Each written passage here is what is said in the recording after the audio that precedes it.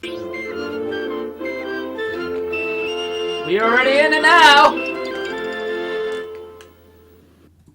Hello and welcome to the Zooming Hoosk Podcast, and I'm your host, Dustin DaHusky. And this is a shitcast, and I'm Kurdan Sourpuss. And we're not even shit-faced yet. Nope. Getting ready to, though. Wow, that... I'm full of vim and vigor from today, so... yeah. I keep cutting open these... Yeah, and dangerously getting close to the mic with freeze pop that's not frozen. You're just drinking liquid. You're getting really close, cat. You're getting really close. Up. Oh my god, why? Yes. It's just a freeze pop. It's just a freeze pop. Here I am sipping gin and tonic while Cat is mixing freeze pops. And beer. And beer. If you haven't tried it, try it. Any flavor freeze pop, whatever. And your favorite beer. You're welcome. I've actually figured out my favorite mix of gin and tonic is 1 part gin and 3 parts tonic because gin is pretty...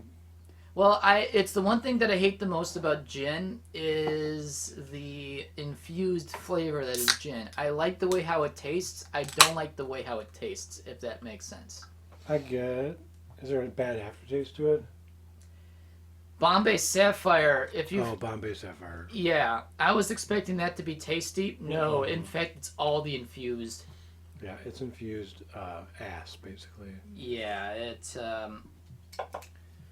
just... And it's not to say that I like watering down my gin and tonic, but the problem is I can still get buzzed with watered down gin and tonic because you know what? Oh, you can. It is pretty potent as it is. Yeah. You actually, some people do mix water in with the gin and tonic. I mean, that's what I normally do if I don't have tonic. Mix it with water. Oh, shit, I'll do it big gulp. Big gulp. I'm going to save this. Oh, yeah. Oh, yeah. See, that look on your face that says it all. Yeah. That's 3 parts tonic, and that still gives you that kind of reaction. Oh, boy. Look at my face. Did you mix it with beer?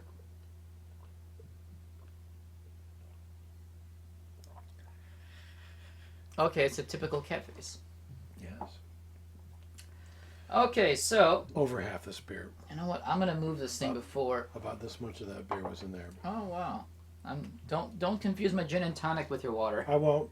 Even though I have precariously put it right next to it. Yes, you have. You're inviting danger. Yep. So, it's been a while since we've done a podcast.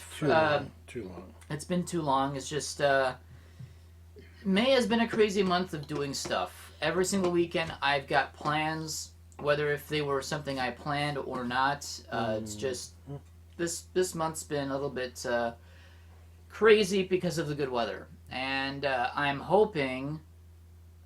with the weather being nicer, that we'll be able to maybe do more podcasts outside with a bonfire, with a few select guests that I can hopefully get on the show, and to get these done live. Which also, speaking of live, so we've just been talking just before the podcast began that we've been wanting to do something a bit more interactive with our listeners.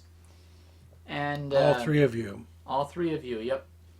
It could be 3. Or 7.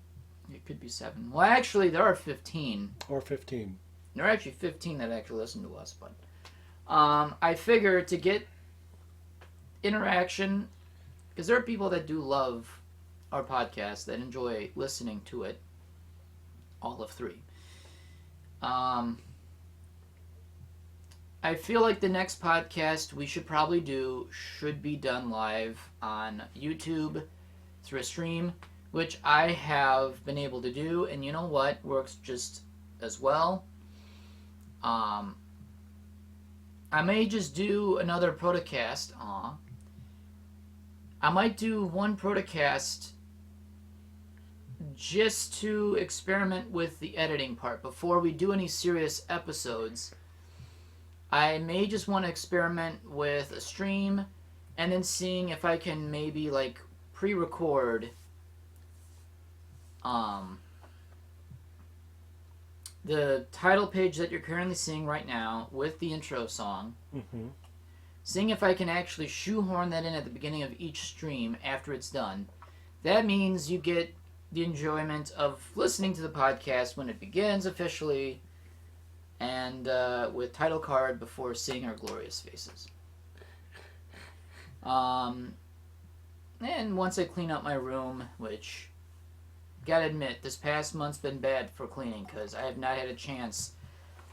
After work, I get too sleepy to really do anything, and then during my free days, there's too much to do that I don't get a chance to do. Well, you work like 10 to 12 hours a day. Yeah, the motivation to clean up gets hard because after 2-3 hours, I kind of want to go to bed. Yep, I get that. Which tends to be me eating for a bit, relaxing, and then thinking about sleep, and then actually going to bed. So, really, about half the time that I have in my after hours is literally thinking about bed before actually doing it. It's kind of pathetic. I feel like an old Hoosk. Because I normally shouldn't have to be thinking about sleep, but then at the end of each day, it's like, ooh, sleep's going to be good. Bruce. Which? Broast? Bruce. Broast. Shout out to Beretta Darkwolf and the creation of Broast. Bruce. And I think you have to slap someone in the back when doing it. I believe so. Bruce. Shout out to Beretta Darkwolf. You're awesome, dude. But I set up a poll on my Twitter account, so look for my Twitter account, and vote if you'd like us to do episodes on YouTube streaming. If that's something you're interested in participating in the comment section. How long do those polls stay up? A maximum of 7 days. Okay, so if you don't get a chance to vote, please still comment. Oh yeah. Below the post if you are interested, because I personally would love to be able to respond to people's messages while we're casting. Yeah. I think it would just be fun. The one live stream that I did like 2 weeks ago with just only one individual talking about just cars, about Malaise era cars and whatnot, and just everything. That one person alone made it a lot more fun to interact. So I will definitely admit it would be really cool to get one or two of you active listeners just to simply talk with us. Comment and react, and it even might add a different spin on doing these podcasts. Make fun of, I don't care. Oh yeah. That'd be funny. That would be funny. If I'm misspeaking, I love being corrected. I don't mind it at all. Because I'm sure that I've been wrong before. Although most of it's all personal opinion stuff. Yeah, at this point it's all personal. It's all literally personal opinion and perspective. Right. Which are two different things if you think about it. Perspective is how you see things in the world. And opinion is how you feel about those perspectives. Yeah. But people seem to enjoy what we have to say about certain things, so that's a good thing. And then some people may not, and they can yell at us. Whether in the comments below or in the actual stream when we actually do one, which, to be honest, I kind of want to actually do one next week. I'm going to experiment between now and next week. Okay. Just doing some basic editing to see if something like that can totally be viable or if it's just practical. Otherwise, we'll figure something out.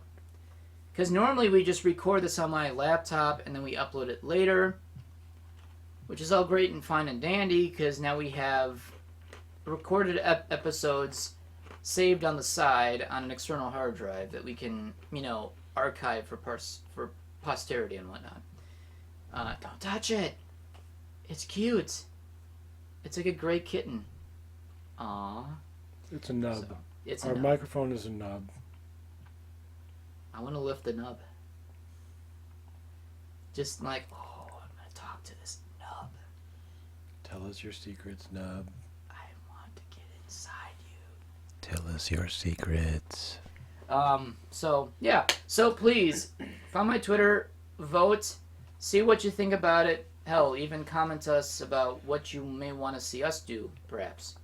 Would be fun to see what you have in store for us, because we just tend to bullshit our way through a lot You know of what these would even be podcasts. fun too? One time, I'm not saying we're going to do this all the time.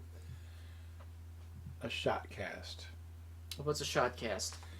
where, People tell us to drink. yes, like they decide on something that we, like every time we bring up shit or pee or Okay, poo. so in this case, it's a drinking game. So people are going to give us a drinking game of this and that.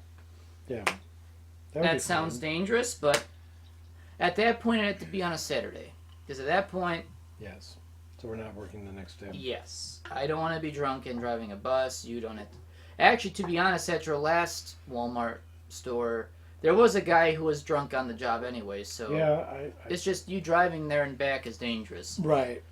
Which means that guy was drinking and driving. Yeah. That's sad. Oh, Bill. Poor Bill. But yeah, we would like to find new fun ways to make these podcasts happen. It's not to say that we've lost interest. It's just really, we just have busy lives. It happens. A lot of us get busy, and that's I'm not okay. even making excuses. I literally would just like to have more interaction with our listeners. I think it'd be fun. I I've just been think it'd thinking be about fun. it for a long I time. just think it'd be a fun, period. I don't even care beyond that. Local and abroad. Yep. There we go. Yeah, exactly. Because really, all this is really a Wisconsin podcast. First and foremost, this is kind of a Wisconsin podcast because you know what? We live in the land of cheese. There we go. And most of all of our guests are likely going to be from this part of the state anyway. So really, yeah, it's going to be uniquely Wisconsin in its own taste, but very much a furry podcast because it's going to be 4 levels of garbage on top of each other. So yeah, so that's my thoughts. You've been talking about it. I've been thinking about it a lot. I think it'd be a lot of fun to have some interaction with the chat or with our audience. Yes. Even randos that actually appear. I would in love our- to have randos. Oh my god, that would be funny. Non-furry randos. That would be funny. I would actually like Yeah, I love to saw see. this cool looking art, so I thought I'd tune in. What the hell is this all about? Are you guys gonna be fucking in fursuits? I don't think they're gonna. I Yeah, think they that will say I think that. that misconception is actually past at this point now. I think the new generation has a much more open mind. I think because it's been done so much, I think people stopped caring because you know what? It's the most commonly used bullet to shoot at us that Oh yeah. we stopped paying attention to any degree. I got a thing. Why don't you tell us about your thing? It's an Asus thing. Jesus. I don't know if they're just the producer or the backer or what. But this is a GeForce GTX 1650. Oh, actually, it just came out last year. It's not Really? that old. So it's not that old. But it will work with my board. This is probably the last one that would be compatible with my board. It is a 4 gig memory card with 4 gigs of GDDR6 video memory. That means it's super fast. That does sound super fast.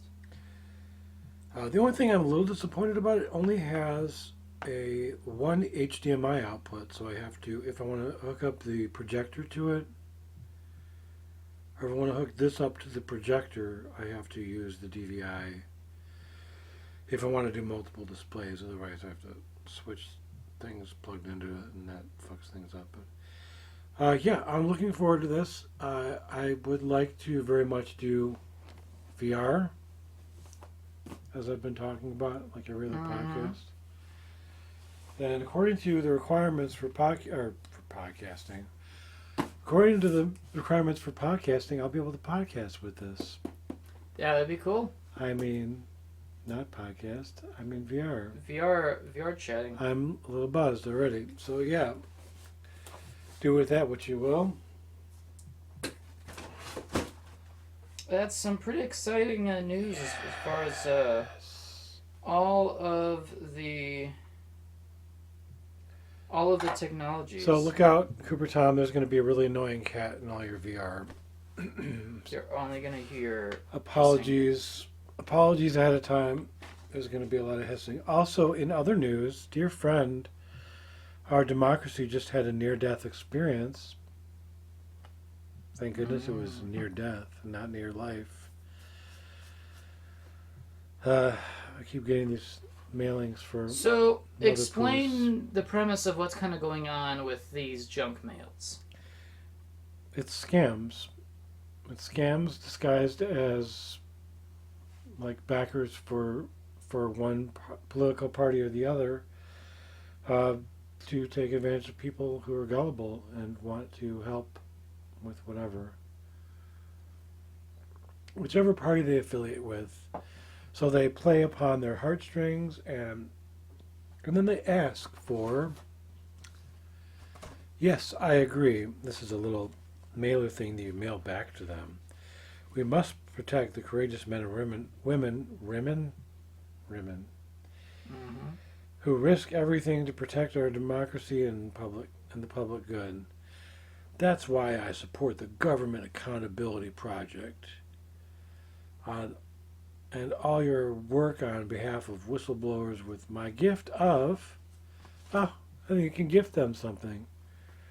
$20, $25, $50, $75, $100, or other.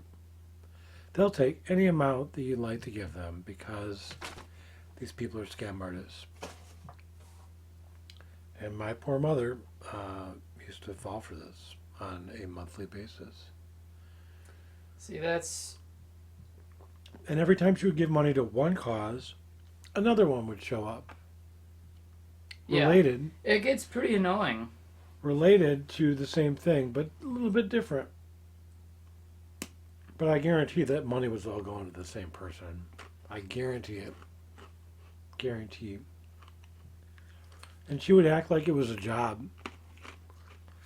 She'd get the mail and she'd be like, more of this. But she would read everything. Every single word of it. Yeah, she wouldn't throw it out. She would read all of it. And that's where they get you. As soon as they're speaking the words that speak to you, then that's then she feels like she has right, because she's old and she can't get out and protest or whatever she wants to do to be a part of something. She figures this is the only way she can help. Right. And that's how they get them. And that's how you can get duped into wanting to believe something good for once, and yet people prey on this goodness of others to make money, because where the hell do they get all this money? Actually, you know what? No. They don't come to you. You go to them. Often enough, they're only going to send a letter back if you actually interact with them at any given point, because that means that you're interested, and they'll... As soon as they get a response, that's when they blows up. And if you send them a check of $20, that $20 is probably going to allow them to pay for paper, ink, envelopes, and stamps to mail this shit across the country tenfold to get more money out of people. It's certainly a money scam. It's definitely a money scam. And I don't think any of it goes to any good cause. No. It's literally a pyramid scheme in the sense that it is being sent through envelopes. Yep. They cash it, they sit on it, they use some of it to gain a greater audience to then get more cash from. It's actually not a bad idea. The problem with that is they're preying on the old and the uninformed of what they're doing. Yeah. And it's, like you said, it's not going to anything. It's not paying. It's not really... They claim that it's doing something good. They claim that it is, but it's not. It's just going in these people's pockets. If they're even from here. I don't know where they're from. I actually pursued one day. I tried to contact the organization to tell them to stop mailing. Yeah. I went through 7 different phone numbers. And by the time I got to the last one, the 7th one, Yeah. they sent me back to the first phone number I got. Really? Yep. So it's literally a... So I spent a good hour and a half on the phone and just went in circles to cancel this mailing. Oh, you need to contact this and that. They kept pushing me off from one person to another. Oh, that's a different office. You know, and I think the last person was like, oh, that's a different company. I'm sorry. I'm not sure how you got this number. And They all know each other. They're all in the same cubicle. they probably were. They're probably all in the same room. Yeah. And literally designed to infuriate you to not continue any further. And they were mostly English speaking. I mean, they were not. I Indian. could tell they weren't like another. And it's not always Indian, but it's a pretty common thing. But no, these were a lot of these people were legitimate employees that didn't understand that they were working for a scam artist. They just thought they were there doing a job. Really? Yeah. Because the one guy I was on the phone with him for a good 10 minutes, and he was very understanding. I understand where you're coming from. You know, you don't want your parents to keep giving money. And I said, yeah, I need these mailings to stop. And he sounded, what's the word I'm looking for? He sounded like he was very understanding. It could have been a script. It could have been whatever. He could have been BSing me. Yeah. But he tried to help me, and it didn't matter. You know, in the end, I don't know how to cancel these. I'm afraid that when I move, a lot of this stuff is going to keep coming to your mom. Oh, yeah. Because I'm not changing mom's forwarding address until she's passed. And I'm hoping when that happens, they'll end. I don't know. But that's depressing, and I don't want to think about that right now. Please don't fall for this. And if your parents get stuff like this, try to, the best thing you can do when they get this stuff is to show them, somewhere on these letters is a tiny little disclosure which says this is not a direct, where is it? Some of them don't say it so clearly, but usually it says somewhere on there that it's not, they're not directly affiliated with name of political party. That's already saying something. And it's a private organization. At that point, you know they're up to no good. There's even political parties that will actually want you to donate to, and turns out even their organizations don't even affiliate with their respective political parties. Meaning, it's whether Republican or Democrat, you have something that you want people to donate to, it's going to say somewhere in this donation form or whatever that it is going nowhere near what you think it's going. In fact, you even... it's almost like Biden's help me get myself into the White House by get Trump out of, help move Trump out of office. Right. That was a scam. Because it went nowhere near anywhere where it should have gone. No, I can't not believe that someone who basically was already a president-elect put that in his Twitter account. Yeah, because you know that it's not. Now with Trump... Do you know how many people fell for that? I'm sure billions of people helped donate money. Yeah. Billions. Right. Because they're getting this from the man that they elected. Oh, they must be a stand-up organization. I don't know. It's so infuriating to me that this is even something that this should is be an talked industry. about. That this is an actual industry that people make money Yeah, in. I mean the whole thing, it one end to the other. In other news, I cashed in all my coins that me and my family have been collecting. We were coin collectors for a long time, as you very well know. Mm-hmm. And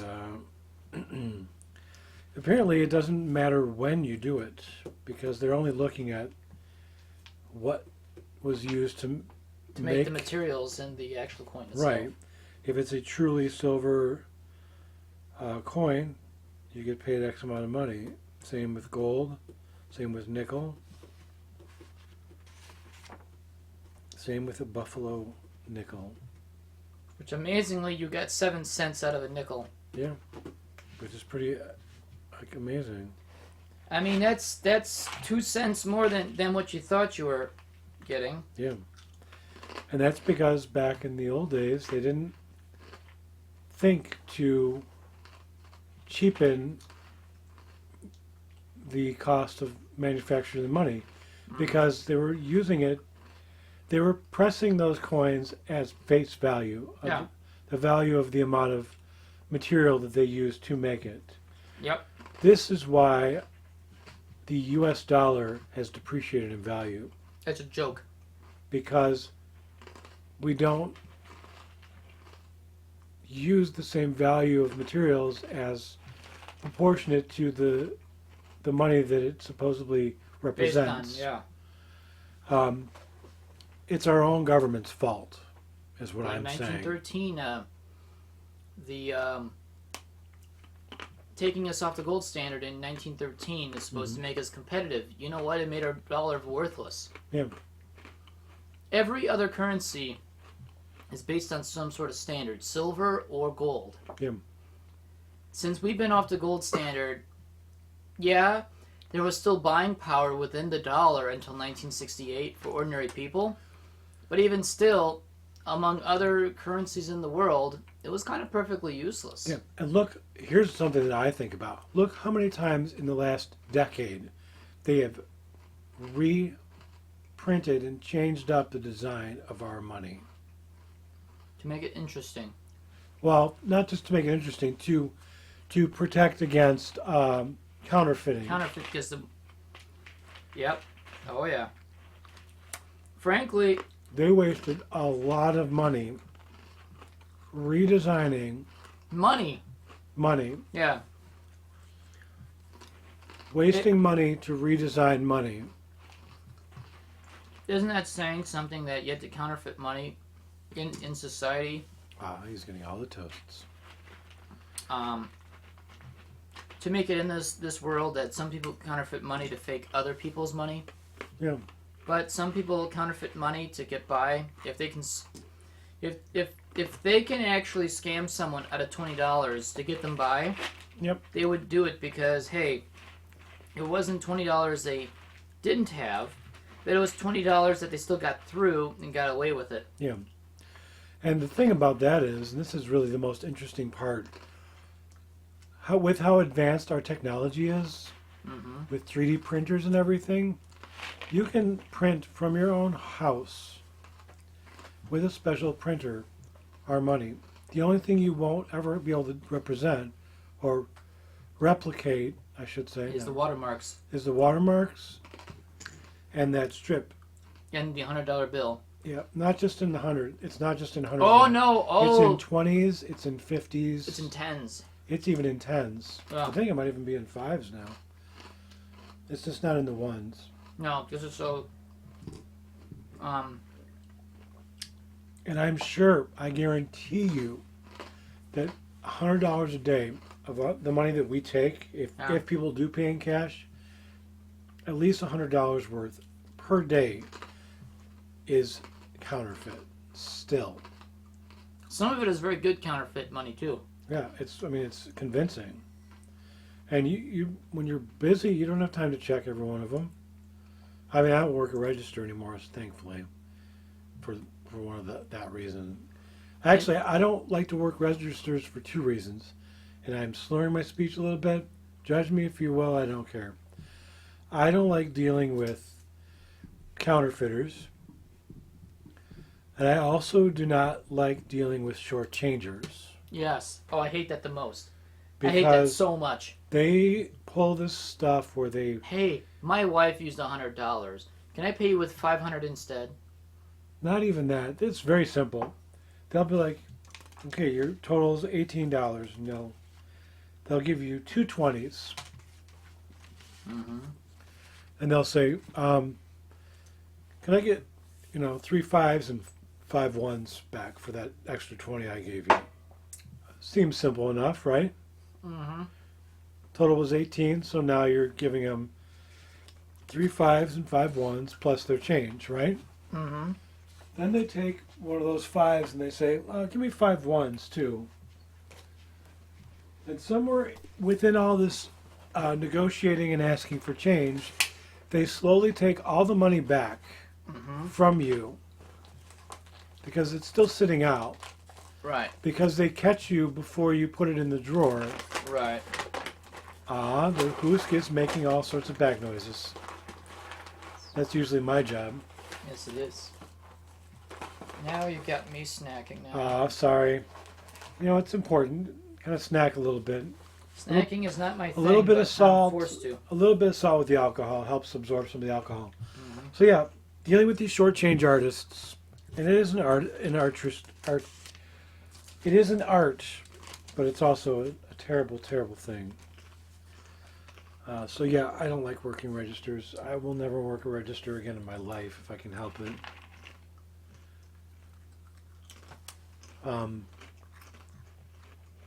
Today for me was pretty good, even though I worked with somebody I hate. Mm-hmm. She actually did bananas with me. Oh, I wow. was shocked. I was literally in shock. She touched blabbernabbers. Yeah, she touched the blabbernabbers. Something that I never see happen. Usually it's right back into the back room, hiding from people. So, I had that extra little bit of support today. Which is rare. Which is rare. I still ended up getting that pallet out. She was going to leave it sitting out. I took a peek underneath my overstock area. And lo and behold, what do I find? 4 empty boxes sitting in overstock. There shouldn't be any empty boxes under there. So it worked out perfectly. I had 4 boxes left on the pallet. I cleared the pallet. One of those big heavy ones that you're impressed that we even use. And I loafed on it. As I should. As we were talking about shortly yesterday about the dysfunctionalness of Walmart. Yes. The only thing I can say about why Walmart is dysfunctional the way it is across the board. Yes. Has nothing to do with their employees. Well, you think it has a lot to do with their employees. Yeah, a small amount has to do with the employees that gander. Because you know what? It's the bottom of the barrel type job that you know you can get a job guaranteed. Hell, Yes. even some gas stations won't hire you. Yeah. Hell, it's even possible that fast food, some particular locations may not need help, while others might. And you don't know that. Whereas Walmart, there's not a single Walmart in this country that isn't looking for someone. Not actively, but if you came in and say, hey, I would like a job, they will give you maybe an interview the next day or the same day, and then you can get the job. Yep. It's management. It's management of that particular store is the reason why Walmart fails as a competitive chain. It's competitive, but they're wasting so much money doing so, and so inept of any change at all. They just would rather have things run their own way. Oh, yeah. Even if things, as you say, running with their head chopped off. Yeah. Which, for a lot of companies, is not something you'd want to hear from your employees. Because then they get worried about what is going on. Then they'll look into, okay, so what does it mean when they mean by that? Even if they don't care. To be hearing that if your employees are running with their heads cut off, you may be implied that they may leave pretty soon because things are run amok, which makes them look bad. Oh, yeah. Most managers, well, at least would want to know what's going on if it's something worth their time or not. Walmart managers don't. They don't care. No. They got to you for short shifting, or not short shifting, but time stealing on a time clock, which would only give you $200 in 6 months' time or so like that, or $90 or something. I don't know. No, it was like $20. It was In $20 in like a 7-month period. And they're complaining about $20. Yet, for the back room full of products that aren't moving as fast as they should, they're not concerned about that. But they're concerned about one hardworking employee stealing $20 in 7 months' time. To me, that's bullshit. To me, that is a waste of anyone's managing time. If you're going to be worried about someone stealing $20 in 7 months, someone noticed that, which means they had nothing else better to do just It to popped look. up on a report. It pops up on a report. Yeah, what about wastage? Does that ever pop into anyone's mind? Oh, wait, we just wasted like a pallet full of potatoes. But we're going to worry about the guy who's stealing $20 in 7 months' time by managing and changing his own time clocking in. By 1 or 2 minutes. By 1 or 2 minutes. That's peanuts. That is board management at its best. Oh, yeah.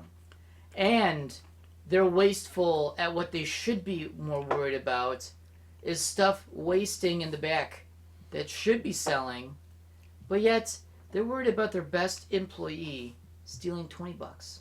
Yeah. That just shows that the management is broken. The management system that Walmart is all nothing but broken.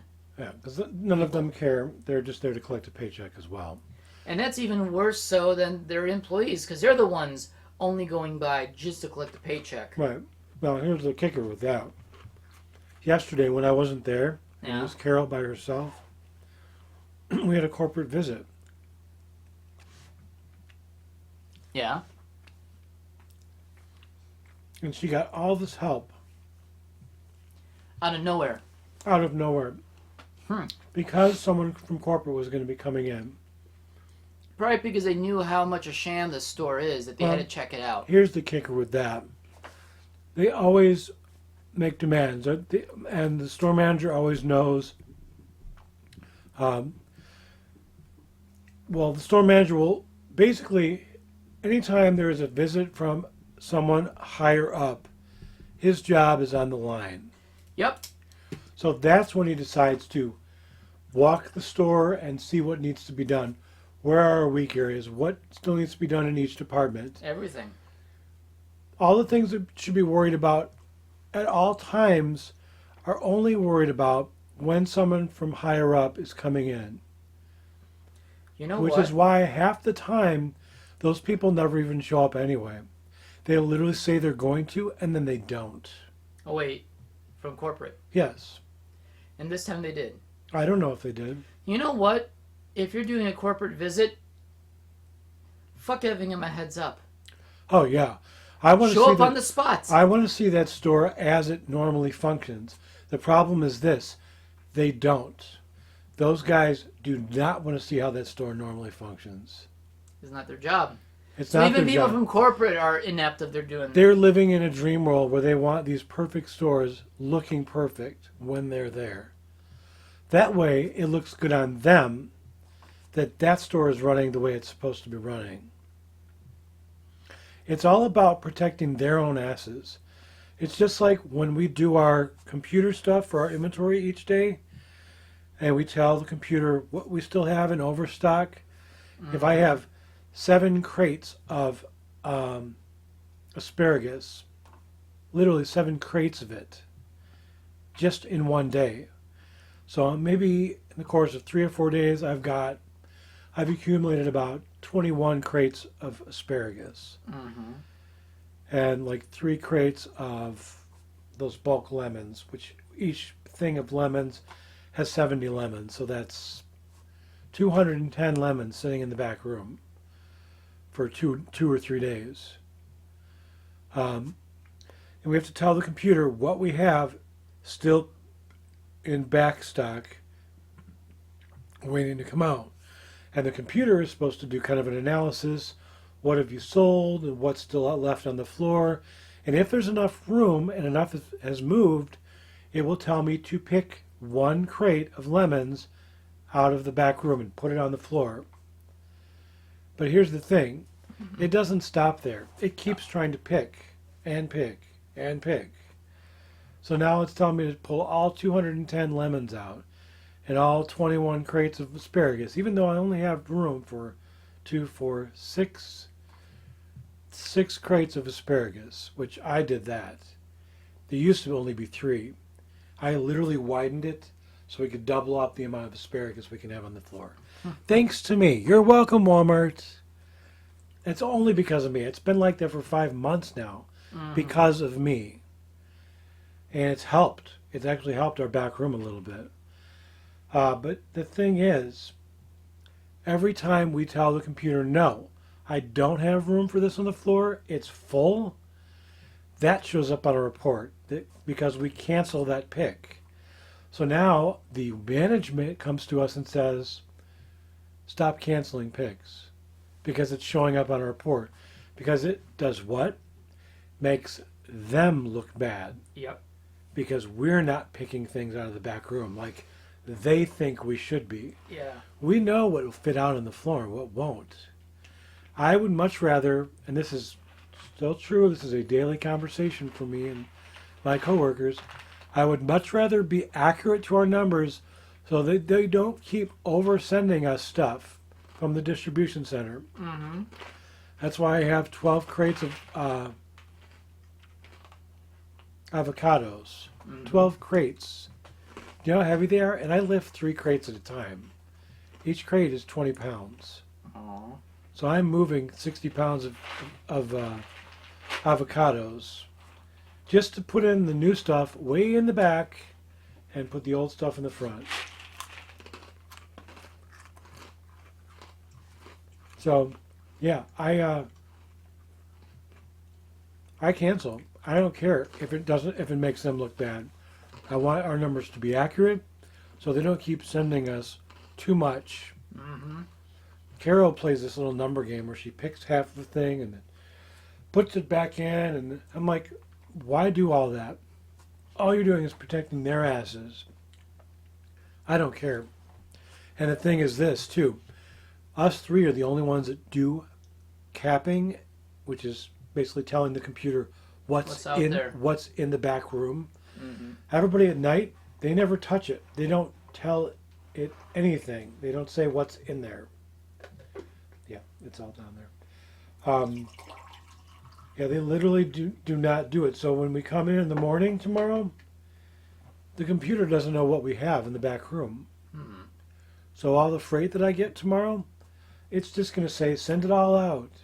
So then I have to go back in my back room, see if it's still back there before I send out newer stuff. It's so fucked. It is such a fucked up system. Frankly, we live in the real world where if things don't get done, they don't get done. Show it that it doesn't get done. Yeah. It's the only way that things can only change, better or good, is if you know what it's like in the real world. Then you adapt and then you grow from that alone. Yeah. If you're going to make someone look good, yeah, you're faking it. You... Smell this. Ooh. Yeah, you're only going to fake. Yeah, I don't know. To me, to be sucking it up to managers and to corporate, So my belief is you do your job the best you can. If you fuck up, own up to it. Hopefully they don't get rid of you. I'm not gonna bust my ass and work even harder just to make them look good. Yeah. And it seems the managers don't seem to do a whole lot much around. No, they don't. I actually got our management team in trouble because they kept leaving an entire pallet of White Claw on the floor after alcohol sales times are done, prohibited. And I took a picture of it with a timestamp, and I threatened to send it to the City of New Berlin Town Hall. Mm-hmm. And I said, Actually, I finally went to our loss prevention manager, and I told her, I'm like, I know that a manager isn't pulling it out, so they don't know it's on the floor, because I keep getting asked to do it. Even though I'm in fresh produce, I'm pulling a pallet of White Claw in and out of our alcohol aisle, because somebody keeps forgetting it there. So I get it out of the aisle so it's not blocking people from walking through an aisle. Once they've opened up the alcohol aisle, I think it's 9 o'clock. I think it's 9 o'clock in New Berlin, I'm not sure. 9 or 10. I want to say 9 o'clock. Aww. And at 10 o'clock when we close, or when alcohol sales end, that aisle gets locked up so people can't buy alcohol. But the closing manager leaves the White Claw pallet out. And we can be fined by the city of New Berlin.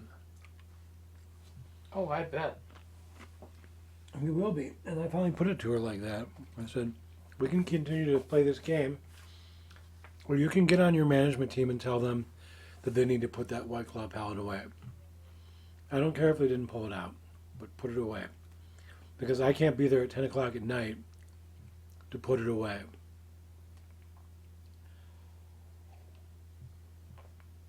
Oh, this place. It's such a joke. The whole thing is such a joke. And the Hoosk ate all the Melba toast. And the rye chips. And the bread chips. Yes. Yeah. I don't know. It's just... I mean, you're complaining about Walmart, so we're talking to the wall. But still, Literally the wall. every company has to understand that there is a certain level of stupid that could exist within a company, but the level of stupid within Walmart is at such unprecedented heights in a corporation that is just unfathomable to exist. There are some corporations that will build in a certain amount of stupidity into their system to make some bureaucracy. Good. And plutocracy, or, meritocracy, or whatever. Frankly, they don't care, so as long as things still get done to make themselves look good. But you would think the more money you make, the better off you would want to be, right? Meaning, carve away the fat. Actually get gears oiled up and tuned so that you have a nice old machine to make as much dough in 1 year as you possibly could. Walmart is such a lazy company when it comes to that. They're actually wasting money while still making money. Mm-hmm. Imagine if they actually cared about actually wanting to make more money. Oh, they wouldn't just pay their workers $15 an hour. With the extra money they could make in a year, you could probably make more. Guess how much our overnighters make? 20. Third shift. Not that much. That's a bit much. 18. 17. Third shift? Third shift.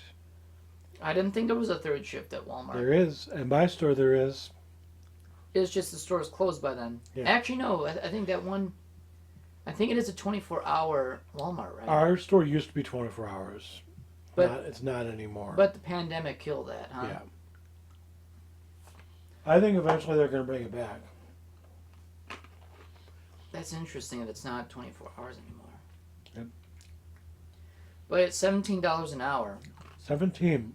And how the hell aren't they not getting any of this shit done before you guys come in? There's so much fuckery. Yeah, I don't think... Our distribution center employees make 18 to 20. Yeah. They're nowhere near here, but... No. We knew somebody that worked at DC. Well, two people. One of them quit, and then one of them got fired later down, and the other one, or something like that. And the other one is now working 2 jobs to make up for the lack of this individual's work ethics. That's horrible. Yeah, people are total moochers in life. You gotta point that out, and you gotta figure out which one are the moochers and the ones to get away from. That hurts my heart. You know what? This other individual's in on it too because he's allowing it to happen. So you know what? True. True, he's allowing it to happen, but he's definitely enabling laziness and yeah. Frankly, you know what? Still not my problem. Everybody's got a limit, though. At some point, he's going to realize. Oh, he's probably going to snap, realizing that he's going to be working every single hour of his waking. Oh my God. He'll only maybe have 12. No, he may only have 6 to 8 hours of sleep because you can't function weeks on end on only 6 hours of sleep. You do need more sleep here and there. Yeah, for sure. If he's only, hell, it's impossible to do any functionary things on 4 hours of sleep a day. You won't be able to function. Yeah. This person will eventually implode, and this moocher will eventually be thrown into the abyss. Yeah. Because eventually this person, if they have the spine to do it, because they don't have the spine to do it. Not to make this a wall cast. I'm sorry that we've been talking so much about Walmart. Yeah. But it is very much a topic of discussion outside of podcasts, so it's going to find its way in. I am really kind of tipsy now. Tipsy cat. I'm slightly tipsy with my gin and tonic, so. My ex-supervisor, Sabine, Sardine, as I call her, who had a crush on me, still does, I think, to this day. Man, she is getting into it with everybody now. And I knew it was only a matter of time. These two ladies that work opposite of her in the bakery side. Mm-hmm. There's the deli side and there's the bakery. They don't work together, per se. But they don't get along. But they don't work like too far apart from each other either. Two of her best friends. And she's getting into with them now too. And only because someone turned her in. Because she was doing this scheme, this money-making scheme that her son-in-law was putting her up to. Remember when we were talking about Pokemon cards and Magic the Gathering cards? And about how they're banned at, yeah. Not banned, how much they're worth. How much they're selling. Right. A lot of stores have stopped selling them because people realize that even their employees are stealing them to sell them online. Right. And not just stealing, but just buying them outright for face value. And then turning around and making money on it. That'll end soon, I'm sure. What I don't get about it is, it's not like a classic car. It's not like a classic firearm. It's not like a house. It's literally something that we made up. Oh yeah, it's all in the eye of the beholder. It's all artificial wealth. It's all in the eye of the beholder. In fact, I'm sure that half of it was made up by the people that produce the cards themselves. They literally like purposely say, okay, we're going to make 2 prints of this entire card and nothing more. Yeah. And just send them all out and tell people there's a chance that 1 or 2 of these cards might be out there. Yeah. Oh, well then, of course, everybody wants, literally creating the demand for it, fabricating it. Saying something that 10 cards are going to be made and never make those 10 cards. Right. Or do it, but don't actually...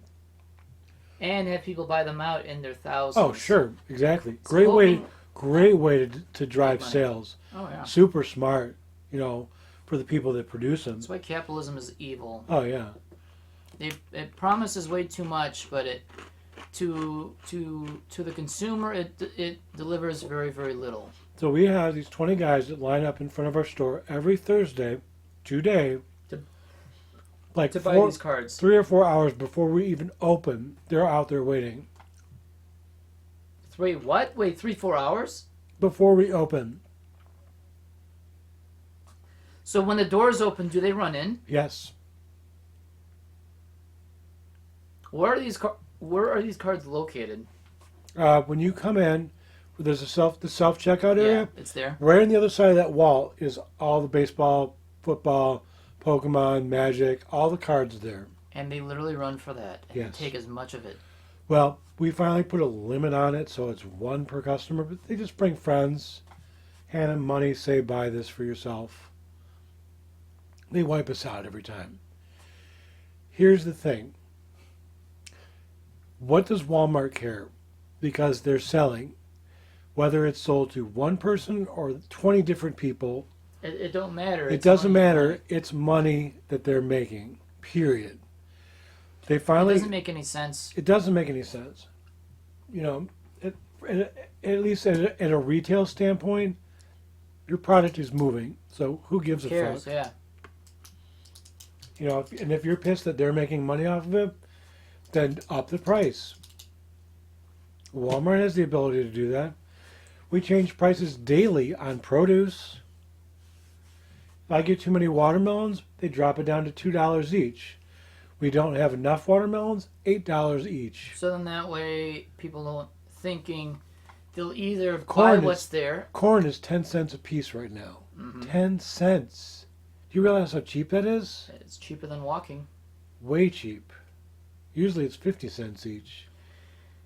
Here's another example of money being totally... Oh, wait, there's a point. I'm sorry, before we go to that. So my point was Sabine, her son-in-law was putting her up to buying these cards, and they were splitting the cost of them, and she was getting a share of the profits that he was making off of reselling those cards.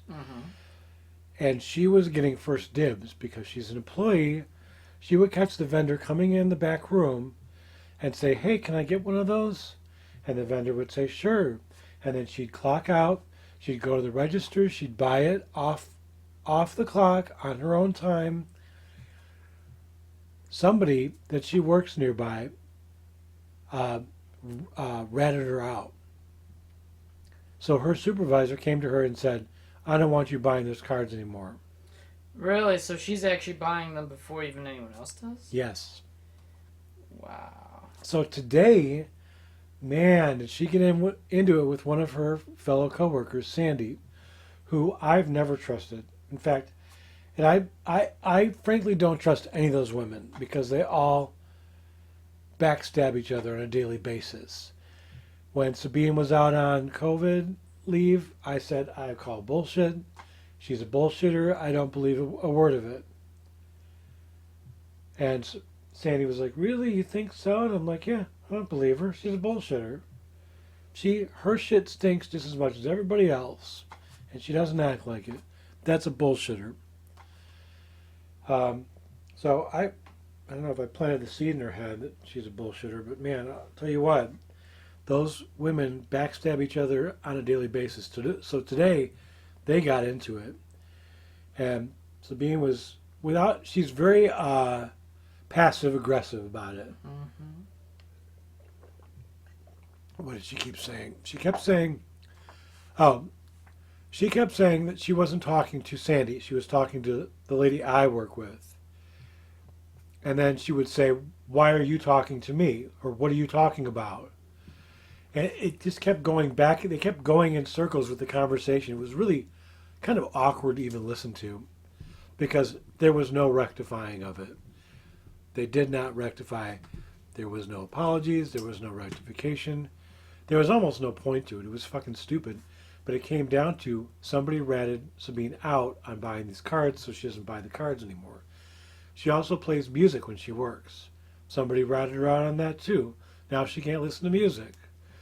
Now she's a lazy employee. One of her coworkers said she's lazy. Wait a minute, that's a surprise, because a lot of your employees you describe me are pretty lazy as it is, so that does not... She's an ex-supervisor, so take that as you will. I guess. But I see her work. I've seen her do work. She puts salads out all the time. She puts pizzas out all the time. She does all the sandwiches. She does all the morning sandwiches and sliders and everything else. Anytime anybody's there to buy lunch meat that needs to be sliced, she's there doing it for them. So I don't see her being lazy per se. I don't know what goes beyond what I see as far as their job responsibilities, because I don't work in the deli, so I don't know. But I know that her coworker Michael constantly complains about her and says she's lazy. And today she came to me and she said, "You know what Michael said to me?" And I said, "What did he say?" She's like, "Guess what he said." And I said, "He said you're a bitch." She's like, "No." I'm like, "Close, probably close." "No, he said I'm lazy." And she's like, you call me what you will. And I'm like, but don't call you late for dinner. It's like that, and don't call me lazy. So, yeah. So she got into it today, and I'm like, at this point, I see them all trying to force her out because she makes enemies with anybody she works with. She's really, she's not... She's a shit pot store. And here's the thing, too. She came to me later on, and she's like, shit's gonna hit the fan today. And she had a smile on her face, like she was like ready for it. I'm thinking, okay, so you thrive on this drama. This is not just normal thing for you. She literally thrives on the drama behind the job. It's so unhealthy. Which is so unhealthy. So unhealthy. Can't you just do your job and go home? Why does it have to involve all this drama? He's fixing his pen. Some people just like to cause drama. Yeah. So, I mean, this is Wallcast, and thanks for tuning in for Wallcast. You make a good point about price gouging and whatnot. It's the same thing with why America will not buy a car and rather buy an SUV or a truck, because you know what?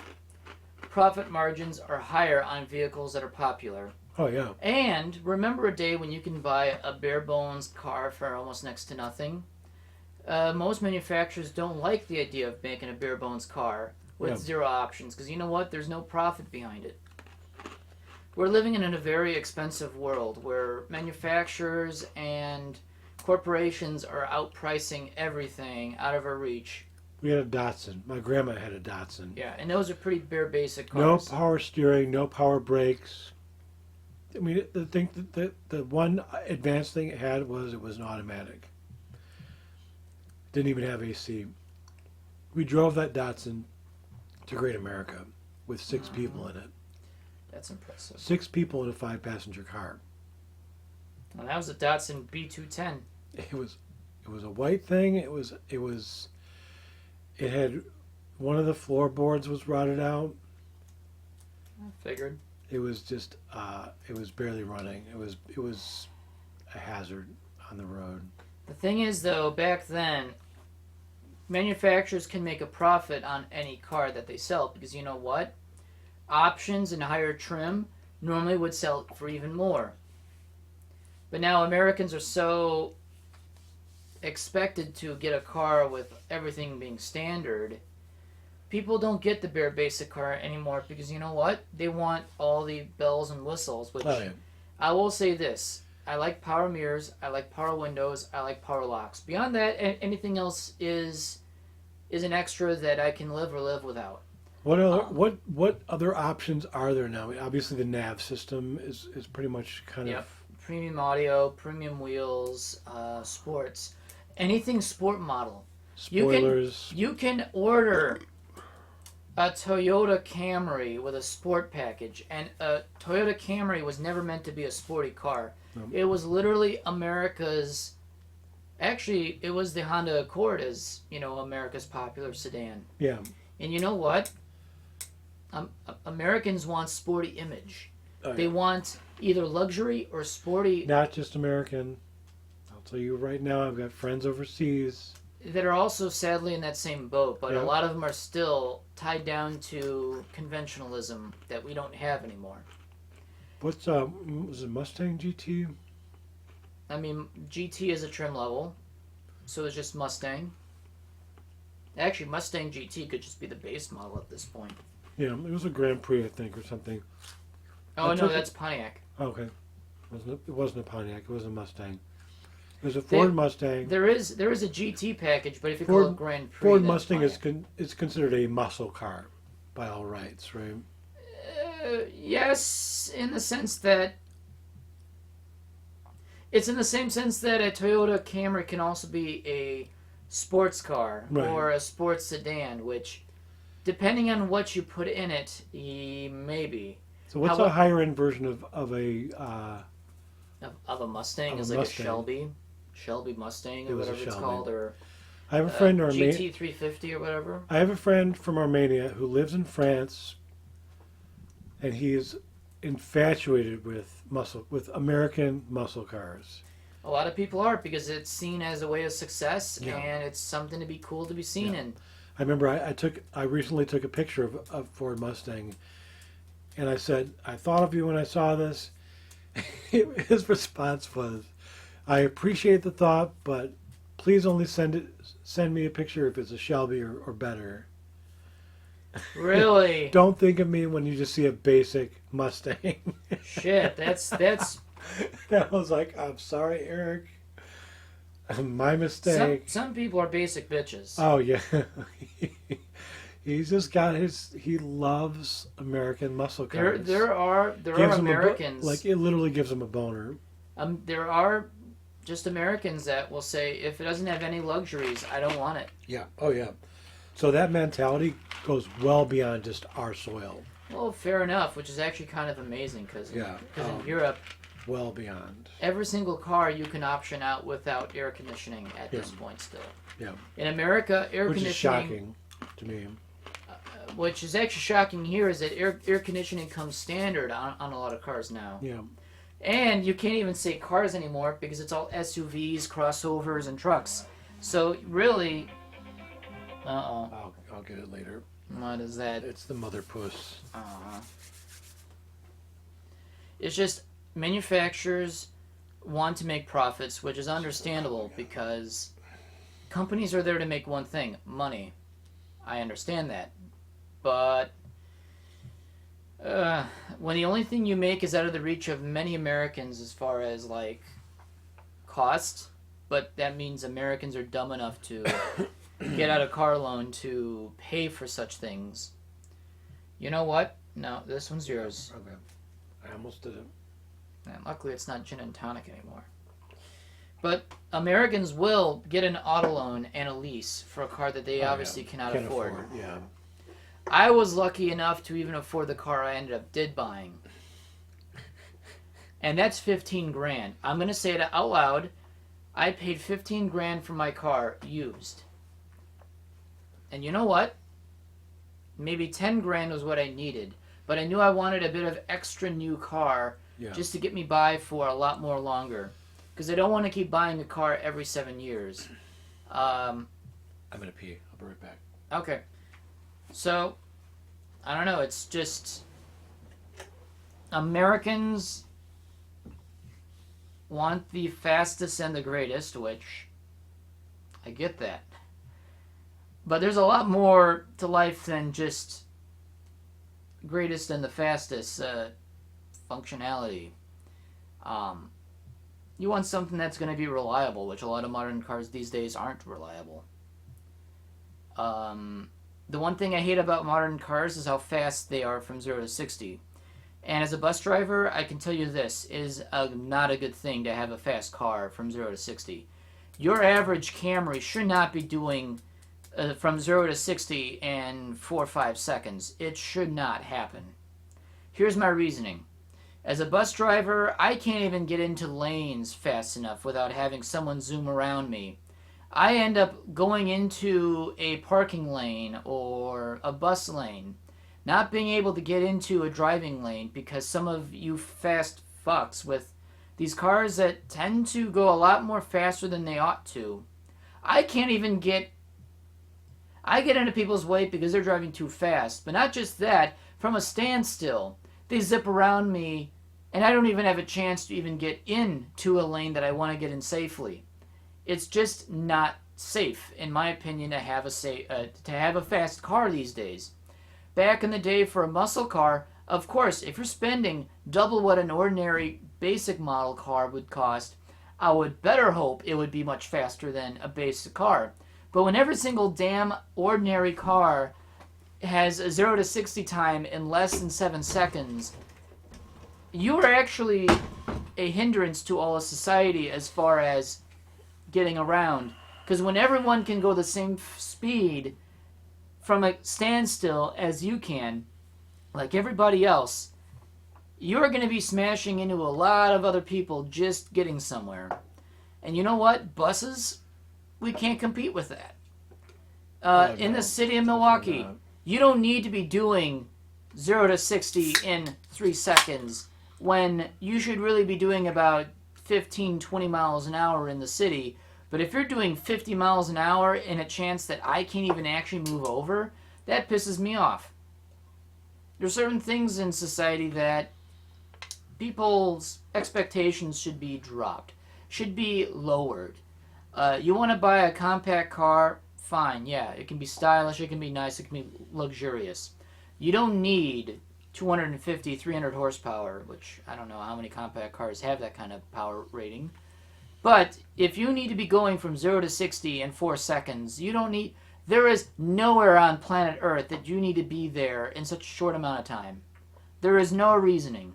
Because most cases, the only thing that's going to stop you is speed limits. That is going to determine how fast and how far you're going to go. How fast your car can get from 0 to 60 does not matter in society. Unless you own a supercar. And even still, most supercars that you tend to find on the roads do speed limits. Because you know why? Every single cop, Tom, Dick, and Harry in a squad car who's going to be looking for the fastest machine around, they're going to be putting their eyes on a Lamborghini. That Lamborghini, you just paid what? $200,000, $300,000 on a Lamborghini, and yet you don't even go anywhere near a racetrack in a course of a year. But yet you're doing 35 miles an hour in a 35, because you know why? You know that you can get in trouble just by going 5 over. Me 5 over in my bus, no one bats an eye. No. 5 over in a Lamborghini and a cop measures you up. Woo-woo! You know what? You're getting pulled over. But there's something to be said about that. Those people bank on the fact that that cop is a car connoisseur of some sort, and they can sweet talk their way out of those tickets. And we both know people like that. They like to try and talk their way out of tickets too. Yeah, that's quite... I mean, it's not to say that it is impossible, but a lot of cops, if they see that you're going to sweet talk your way out of a ticket... if you get the wrong cop, you can forget about it getting out of it. Yeah, at that point, you're just kind of asking for more trouble. It's just... It's just the need to be going fast in a society that is all about fast pace. It is all about getting there from point A to point B in the minimal amount of time.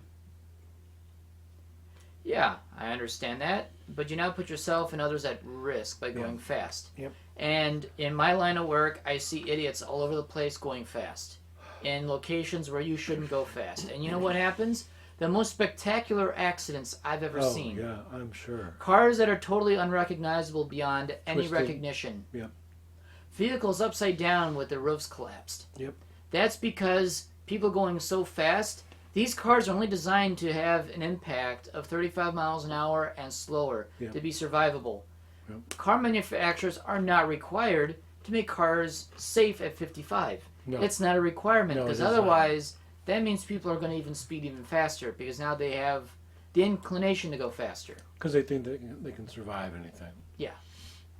When I used to work in Delafield, the drive back home, there was almost always a car in the ditch. Oh, yeah. Somewhere between Greenfield Ave exit, the exit where it's a double exit. Yeah. And it kind of S-curves through there.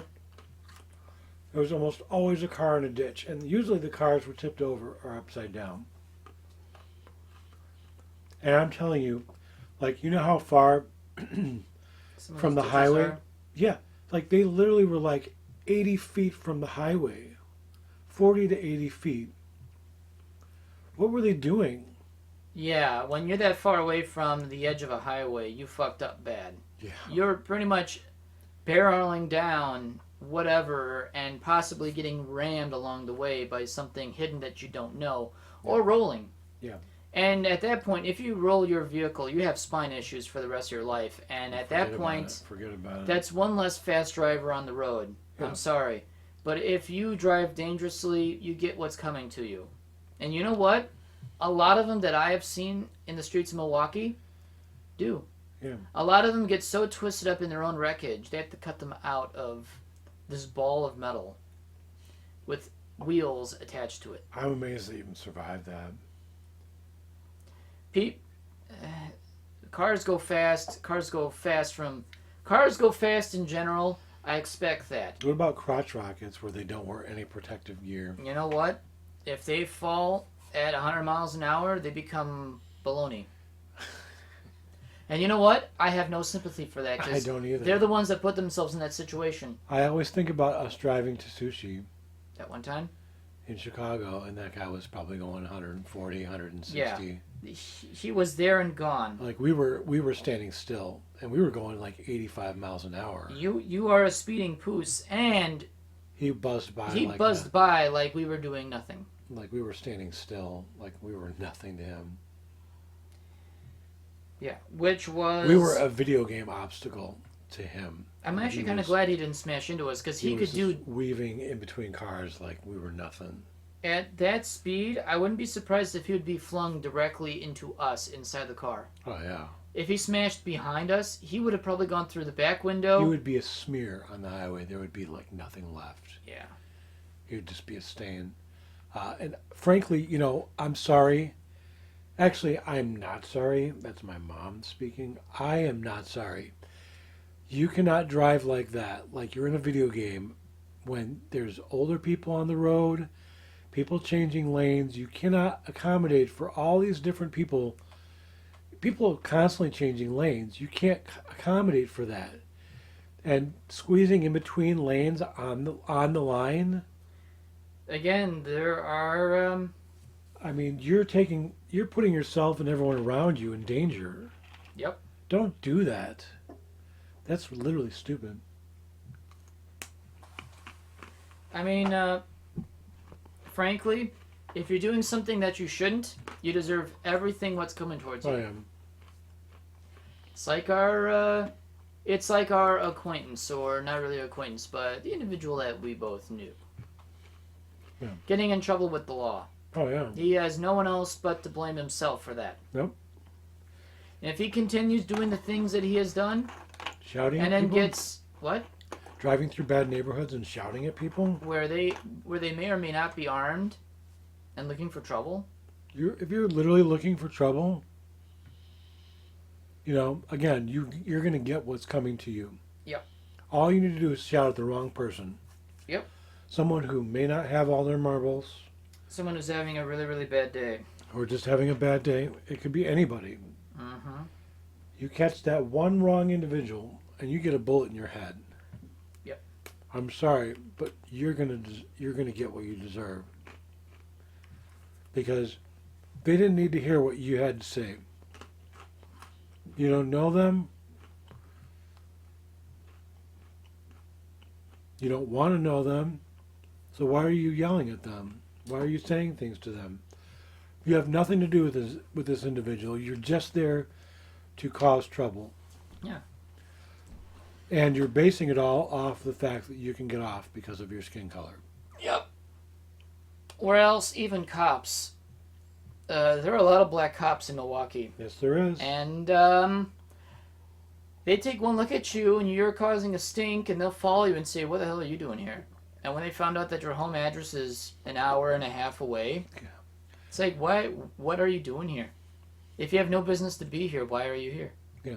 You're literally there inviting trouble. Yeah. Yeah. It's just, if you do good in society, you do good for the fact that you want to do good. Some of your best clients that you've met were black. Actually, I would say about 60 to 70% of all my passengers on my bus are black. And probably some of your favorite clients. And they have been some of my favorite people Yep. I've ever I had know, on my because bus. I've listened to every conversation you've had. And, I mean, it's like... In fact, the only people that only tell me that I'm a good person, have been black. who have told me that to my face, Have been black. Yep. There have been a few white people that have told me that too, which they appreciated my company and whatnot in the bus. But you know Right. what? The majority of all people that appreciated That speaks... me being in the bus with them were all black. That speaks volumes, because that's someone who's giving you a chance. Yeah. Seeing what you're about and seeing how well you do your job and appreciating it. Yeah. That's huge. Yeah.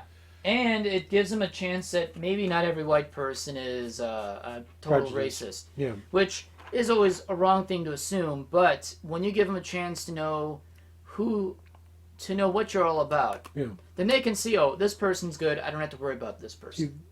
Being able to get that kind of, not even validation, just to be able to get that feedback back from somebody that is your client, that makes it all worth it. That makes it all worth it. That's great. I love that you've been able to make that connection with And that's people. with practically everyone. And some of the more bitchier people that I've ever met were typically white people. Yeah. Which is saying something. Which does say something. But, yeah, it's just, if you're speeding, doing 10, 15, 20, 25 over the speed limit, and you wreck into someone, I hope it takes your life out, but doesn't harm theirs. Yeah. Because you know what? You're removing yourself from the gene pool as not only a bad driver, but probably a human being that does not regard the safety of themselves or others, should not be allowed to exist. No, they don't. Because they put good people of good nature into their harm that they could possibly extinguish because of their bad decision. Yeah. Which then has a bad follow-up effect in those people's lives that they have touched. Which means if you're in a crotch rocket doing 140 miles an hour in a 65, and if, like, there are bikers' rights groups that will defend anyone. Oh, yeah. Some people should not be, are not defensible, because you know what? No, because they're idiots. If you're going to defend an idiot, I don't know if you can be kept, if you are to be taken serious. If you're going to defend a crotch rocket that he was in his full right to be in that road, and then suddenly someone does a lane change right in front of him.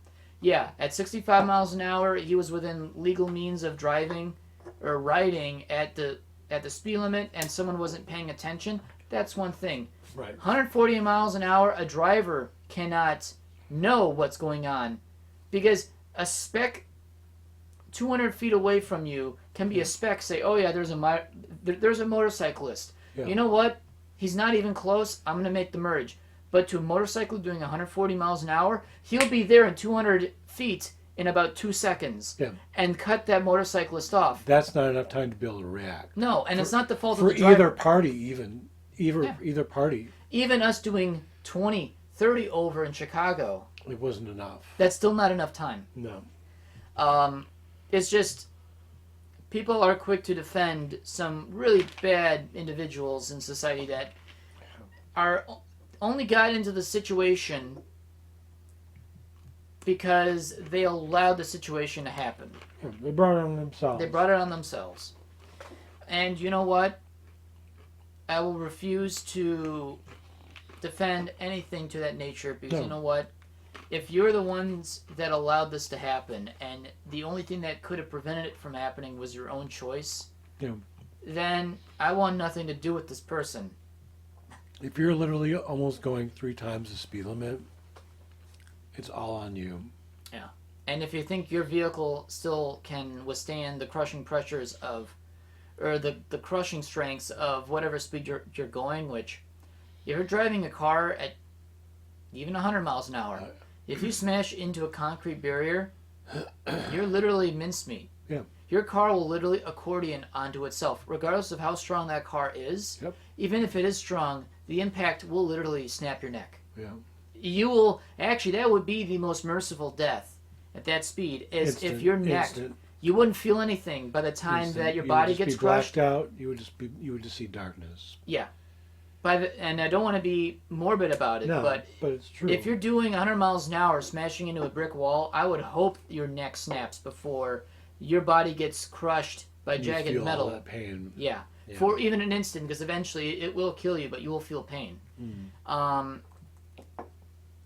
imagine if you did that to another moving object that at a slower speed will feel like a brick wall. Another car. Yeah. A bus full of people. Yeah. Imagine all the people's lives that you have now touched because of how reckless you drive. And that's happened before. And it will keep happening. Yeah.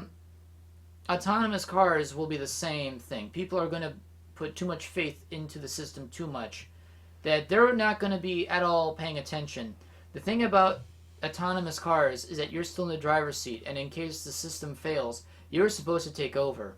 People are going to be masturbating in the driver's seat and then realizing that the thing is going to have them drive over a cliff.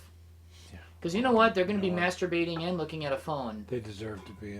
They deserve to drive over that cliff then at that point. Teslas. I do not believe any car should ever be driven by a robot. Because you know why? Eventually these devices get old. They'll fail. And they'll fail eventually. Look at our computer system at work. It fails constantly. It's only a matter of time when you least expect it that something's going to happen. At the most inopportune time. Yeah. Imagine driving a bus that's fully autonomous with your hands off the wheel, and you're on the MKE home bridge, and a 35, 40 mile an hour gust of wind pushes you 3 lanes over. You can't accommodate for that. Literally, the amount of time that it would react for you to put your hands on the wheel to correct it is already too late. Too late, yeah. My hands on the wheel was able to buffer my lane change unexpectedly by wind. And it still took me by surprise, but I did not go into the median and smash my bus. I only moved 10 feet into the next lane, which is scary. Yeah. It's happened to me once, and now I can respect the gust of wind on flat surfaces on a bus. Making buses autonomous, not safe at all. You need that human interaction to be safe at all times. Right. You cannot trust technology to make you safe. No. And that's what's going to be the undoing of society, is we're going to be putting too much faith on technology, much like and then how become people dependent on it at that point. That's the much like how we were dependent on technology like the Titanic, thinking that it was unsinkable, and guess what? It sank. We believed too much in technology until it bit us in the ass.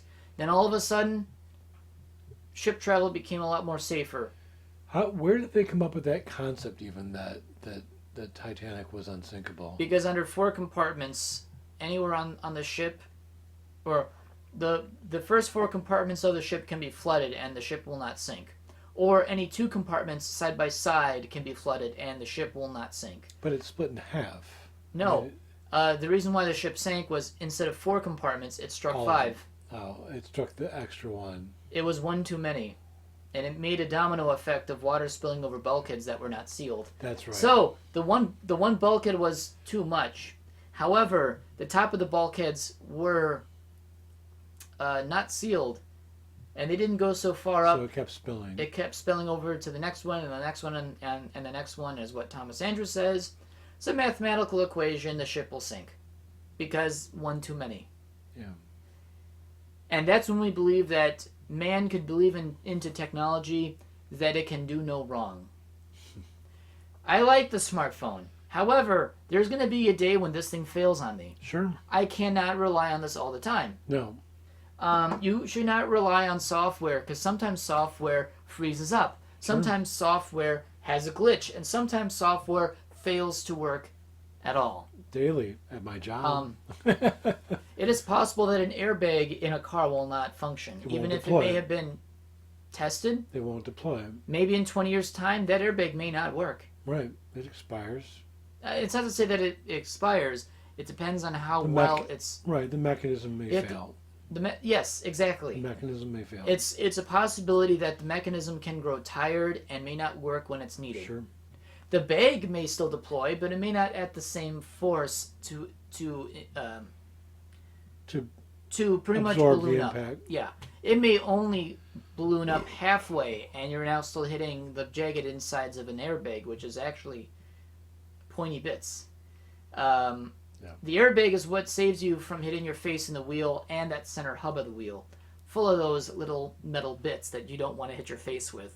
Right. The impact is meant to absorb half the blow. Right. If only half the bag is inflated, you're going to be hitting the wheel anyway. Full force. Yeah. Like it's not even there. Exactly. It's just now your face is covered in powder and your face is broken. It's just technology is great. We put too much faith into it that it will save us when it does. Speeding without putting your seatbelt on. I can't tell you how many times I see other passengers in other vehicles. They would literally do what in 1973 and 74 did when they made seatbelt interlocks. When in 1973, manufacturers, which was a requirement in the United States, that the driver seatbelt must be connected in order for the car to start. Then in 74, they had so many complaints about it, they stopped doing it. The year I was born. So, you know what people did? They connected the seatbelts together so the car would always start. They just sat on top of their seatbelts. Yeah, they cheated. Yeah. And you know what I'm seeing today? Same thing. People are putting on their seatbelts in the driver's seat and then sitting on top of it. Well, again, that's Hell, their own fault. That's their own fault. Some people actually buy the seatbelt buckle for their car online just to put it in so it's always on. So it's always on without even sitting on the belt itself. Wow. I mean, hey. I think the only reason why... If they feel it's that important to cheat, then, again, they deserve to get what is comes coming at them. Yeah. And to not see the seatbelt sign screaming at them. Perhaps. Okay. But now you're putting yourself in danger when an accident does occur. You're going to be a ragdoll. And I'm sorry, if anybody out there feels like this, I'm not saying you're wrong. I don't wish anything bad upon you, but use your brain, and just do it the right way. The best thing in life is what's between your ears. It's the one thing that's going to keep you safe. It's not a ship. It's not a car. It's what's between your ears. It's what's going to save you at the end of the day. Yeah. And if you don't follow what you think should happen... Unless you're Sharon Stone from Basic Instinct, and she had an odd thing happen to her, which is interesting. Do you know who Sharon Stone is? No, I don't know. She's the lady that became famous for the leg crossing in front of the camera. Do you remember that? You were hearing about that? I don't know. There's a scene where she's being questioned, and she has her legs crossed like this. Yeah. And directly in front of the camera's literally pointing right in front of her, and she does this. So for that instant, you can see right in there. Empowering for her.